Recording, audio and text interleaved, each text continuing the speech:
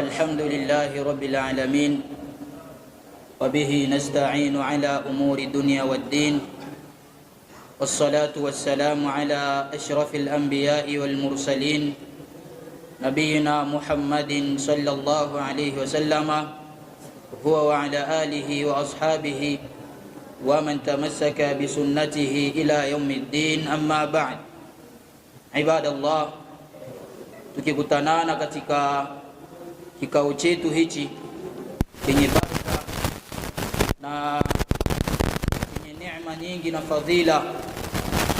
Kwa hiyo sio kwa nguvu zetu au kwa mapenzi yetu, bali ni kwa taufiki yake Allah subhanahu wa ta'ala.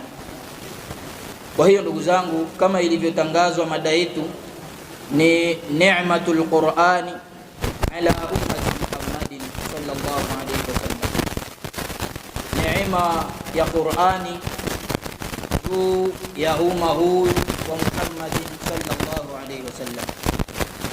Ndugu zangu, Qur'ani ni neema ambayo Allah subhanahu wa ta'ala ametuneemesha sisi Waislamu. Kupiga picha upande mwingine, maana kwa wale ambao wasiokuwa Waislamu hawakupewa neema hii ya Qur'ani,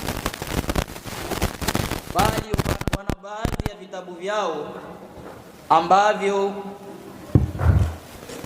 wanavitunga wenyewe na kuvitangaza wenyewe, vitabu ambavyo havina ukweli ndani yake. Kwa hiyo hii kwanza ni neema ambayo tunatakikana tumshukuru Allah subhanahu wa ta'ala